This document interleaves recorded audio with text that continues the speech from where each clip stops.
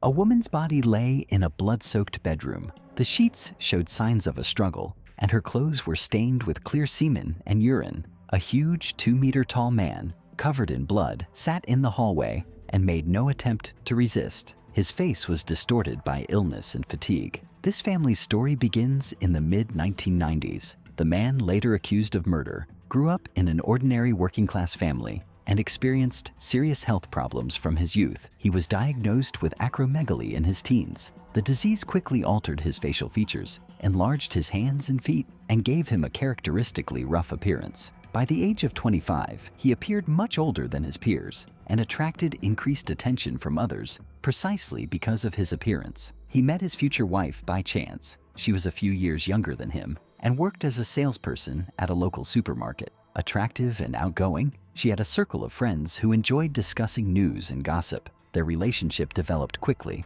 but it was unequal from the start. The man, earning a steady salary at a local company, immediately tried to please his new acquaintance. He gave her gifts, took her out to eat, and helped her with everyday problems. Even during their first encounters, she repeatedly expressed dissatisfaction with his appearance, sometimes jokingly, and then more harshly. However, he didn't attach much importance to this, attributing it to his personality. They married a year and a half after they met. To those around them, the union was controversial. The men close to him supported his choice, believing he deserved his happiness. However, the woman's opinions were different. Friends and relatives made no secret of the fact that she was marrying solely for her fiancé's financial stability. There were rumors that she had been offered more lucrative options, but she chose a man with a steady income, even if he had some external flaws. Immediately after the wedding, the main features of their family life became apparent. In everyday life, the wife often expressed irritation with her husband's appearance. She didn't want to appear with him in family photos, refused to invite guests to the house unless absolutely necessary, and made harsh comments about his face, hands, and voice. Her husband took these comments hard, but tried not to argue. He tried to compensate for the lack of warmth with attention and gifts, sometimes taking on extra shifts to please his wife with new electronics or jewelry. Gradually, the home atmosphere grew tense. His wife began sharing stories of her husband's oddities with her friends, ridiculing his habits and pointing out his repulsive traits. He noticed they were talking about him behind his back, but found no support. His relationship with his wife's family also became strained. At family gatherings, they indulged in sarcasm and unkind comments. In response, the man withdrew, became increasingly sullen, and preferred to avoid family dinners. With each passing year, the distance between the spouses grew. Periods of calm alternated with arguments. The wife increasingly accused her husband of lacking ambition, criticized his appearance, and said she had sacrificed her life for money and comfort. He tried to avoid conflict and complied with all demands, but the atmosphere at home only worsened. The wife's habit of discussing her husband's shortcomings with her friends, and sometimes in his presence, led to further resentments and arguments. They no longer had any common interests. They even spent their vacations separately. By the early 2000s, the marriage had become a heavy burden for both of them. However, divorce was only discussed during moments of particularly intense conflict. For the wife, it was important to maintain their familiar standard of living. For the husband, to maintain some stability and not lose their only family. It was a slow but constant process of destruction, with indifference and contempt gradually replacing any remaining respect and trust. After several years of marriage, the relationship between Richard and Melissa became decidedly cold and formal. While the marriage appeared stable, estrangement and deep resentment were growing within the family. Intimate problems were particularly acute. For Melissa, any physical contact with her husband was a necessary necessity. She made no secret of her aloofness, often refusing intimacy under various pretexts and demonstratively expressing irritation at even Richard's slightest attempts at affection. Over time, the couple's intimate life became sporadic and devoid of any trust. Melissa agreed to physical intimacy only on the condition that she received material benefits from her husband. Sometimes she would state in advance what she wanted in return and only then allow him to have sex. Such encounters often resulted in caustic comments about Richard's appearance and physical characteristics, leaving him feeling ashamed and humiliated. These situations weren't limited to personal matters. Melissa would often discuss such topics with her friends and then relay what she heard to her husband, intensifying the emotional pressure. Her behavior at home became increasingly defiant. She avoided any form of support or involvement in Richard's affairs, refused to cook for him, and ignored requests for help around the house. During family dinners, Melissa would demonstratively ignore her husband, sometimes clearing his plate if she felt he wasn't being tidy enough at the table. She perceived any signs of concern from Richard with irony or irritation. Melissa constantly emphasized the differences between herself and her husband, both in appearance and standard of living. She missed no opportunity to remind him of her sacrifice, telling him how she could have lived differently if she had been with someone else. On social media and in messages with friends, Melissa often discussed details of her family life, focusing on her husband's shortcomings. She posted photos from their events, accompanied by sarcastic captions, and discussed his appearance, mannerisms, and habits. Among friends and acquaintances, a persistent image of Richard as a difficult person to live with developed, although the friends themselves never witnessed any open arguments. Rumors and gossip gradually permeated Richard's work environment, and even colleagues became increasingly reluctant to communicate with him. Melissa's pressure also manifested itself in financial matters. She regularly demanded large sums for personal expenses, threatening to restrict their intimate life if he refused. If the money was delayed, Melissa would create public scenes, accusing her husband of stinginess and inability to provide for a worthy woman. She compared Richard to imaginary admirers or former acquaintances, emphasizing his failures, lack of determination, and financial helplessness. On ordinary days, Melissa avoided spending time together at all costs. If her husband tried to invite her for a walk or to watch a movie, she would blame fatigue or busyness, remaining on her phone, or going to see friends. More than once, she returned home late at night and drunk, explaining it was because she wanted to feel like a woman outside of their home. The psychological pressure was accompanied by regular humiliation. Melissa made harsh comments about Richard's clothes, his mannerisms, and his social demeanor. When shopping together, she would demonstratively move to another section to avoid walking next to him, or openly express displeasure when a customer stared at them. During visits to relatives, Melissa would recount stories of her husband's clumsiness, sometimes exaggerating the facts to garner sympathy and cement his status as a loser. For Richard, every week became a repetitive cycle of trying to earn approval or at least avoid a new wave of humiliation. He tried to anticipate Melissa's mood, carried out all her errands, and agreed to any terms for the sake of momentary peace. Despite all his efforts, the situation at home only worsened. His internal isolation intensified. Richard's friends and family visited less and less frequently, and his colleagues at work noticeably distanced themselves. Left alone with constant contempt and psychological pressure, he gradually lost his self-confidence, began to suffer from insomnia, and noticeably deteriorated in appearance. Intimate and psychological isolation became the dominant pattern in Richard's life. Any attempt to improve the relationship was met with resistance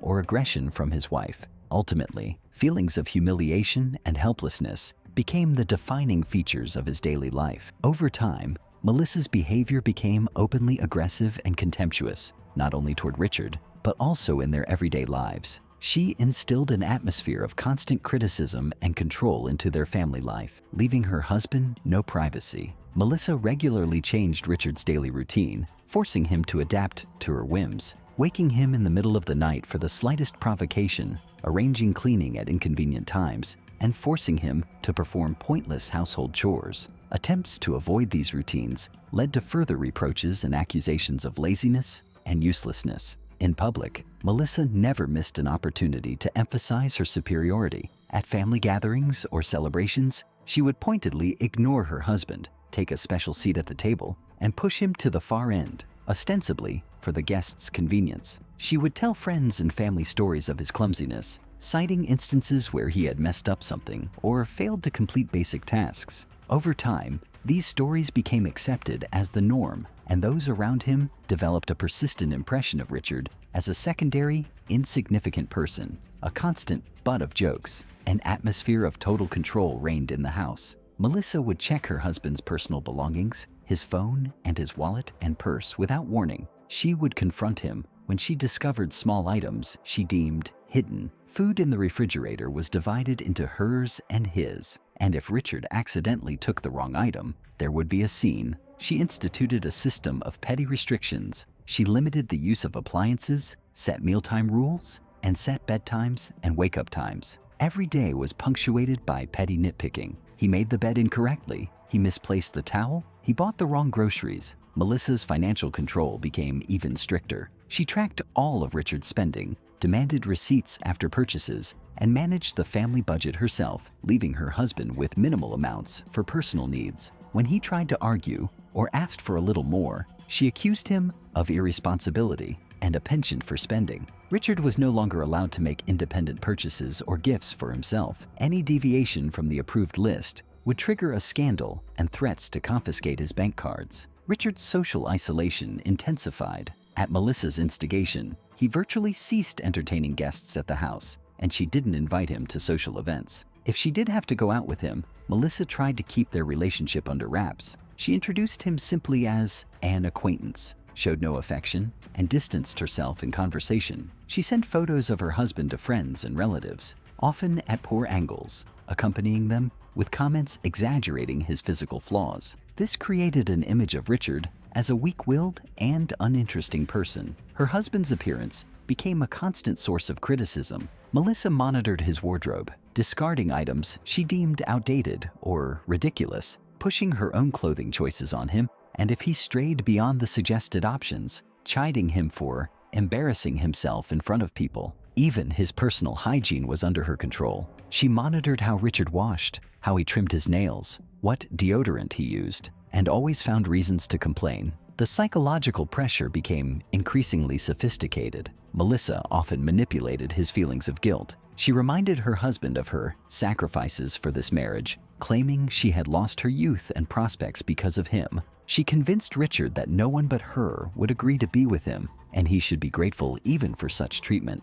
Any attempts by her husband to hint at his feelings or problems were immediately discounted, and in response, he was accused of selfishness and ingratitude. Melissa's control extended to leisure activities as well. She forbade Richard from watching the shows or movies he liked, chose the music for the entire apartment, and set her own rules for electronics use. If he dared to disobey his wife's wishes, a confrontation with insults and threats ensued. Over time, Richard's inner state worsened. He practically stopped communicating with friends, avoided phone conversations, and began hiding even minor details of his life. The constant feeling of worthlessness and total control led to a complete loss of independence. Any attempts to express disagreement were met only with renewed criticism, and isolation from the outside world became a daily reality for him. Under Melissa's pressure, Richard completely lost his sense of personal dignity and began to perceive his situation as inevitable. By the mid-2000s, the family situation had reached breaking point. Melissa's control and pressure became total. The final months before the tragedy were marked by a series of particularly difficult episodes. Melissa stopped performing even minimal household chores and completely refused any support from her husband. She began leaving the house more often, staying late at work, or spending the night with friends. During her absences, Richard was left completely alone, but even these hours brought no relief. When she returned, she would always throw fits and make demands over the slightest provocation. The financial pressure intensified. Melissa insisted on transferring all bank accounts to her name, cutting off her husband's access to his money, leaving him with only allowances for transportation and basic groceries. She stopped informing him of her expenses, but constantly demanded reports on every hryvnia he spent. Any attempts to argue with this state of affairs ended with threats to kick him out of the house and spread damaging rumors among their friends. Intimate relations ceased entirely. Melissa pointedly demonstrated her disgust for Richard, often openly commenting on his repulsive appearance and inability to be a man. She sent her friends photos of her husband in humiliating situations, annotating them with comments that later found their way back to him. The atmosphere at home became downright hostile. Any attempts by Richard to talk or take the initiative were met with irritation. The climax came when Melissa launched an inspection of her husband's belongings and personal effects. Without warning, she emptied the closets and counted every item, accusing Richard of dishonesty and carelessness. During these days, she completely withdrew from household chores, leaving him to clean up and sort out the mess she'd created. The entire process was accompanied by ridicule and recriminations. The final episode was a late-night argument after Melissa returned from her friend's house. She once again complained about the untidy kitchen, uttered further accusations of incompetence and ugliness, and then, in the presence of a neighbor who dropped by for a moment, humiliated her husband, ridiculing his appearance and inability to earn money. After the guest left, a heavy silence fell over the house. Richard sat in the kitchen for long minutes, trying to cope with the overwhelming emotions. He was in a state of extreme nervous exhaustion. That night, events unfolded rapidly. Feeling utterly hopeless and humiliated, Richard headed to the bedroom where Melissa was. Everything happened quickly: a burst of anger, a sudden decision, an action followed by silence. Richard, not fully comprehending his actions, remained sitting next to his wife's body. His subsequent actions were mechanical: an attempt to compose himself, a call to the police, and a wait for the task force to arrive. At the crime scene, the police found him stunned, in complete silence, amid the chaos left by a recent argument. Following Richard's arrest, the task force conducted a thorough investigation of the crime scene. Investigators documented numerous signs of a struggle in the bedroom, collected physical evidence, and seized footage from the building's security cameras. During questioning, neighbors described in detail the long-running conflicts in the family, mentioning frequent shouting, arguments, and instances of Melissa publicly humiliating her husband. Richard's colleagues noted his withdrawal and noticeable changes in behavior in recent months. A psychological and psychiatric examination found signs of chronic depression and emotional exhaustion in the defendant, resulting from prolonged emotional abuse. The couple's correspondence, audio recordings of telephone conversations, and bank statements were examined. The case materials included evidence of systematic psychological and financial control by his wife. During the court hearings, particular attention was paid to the everyday details of their life together, analyzing personal belongings and correspondence. The defense presented numerous testimonies confirming Richard's lack of aggressive tendencies prior to recent events. Witnesses on both sides described the family atmosphere as extremely tense and hostile. The trial concluded with a verdict that took into account both the gravity of the crime and the circumstances leading to the tragedy. Public reaction to the case was mixed. Some friends expressed sympathy for Richard, while others accused him of cruelty and an inability to resolve family problems in a different way. After the trial, Melissa's family and his former colleagues declined to comment to the press.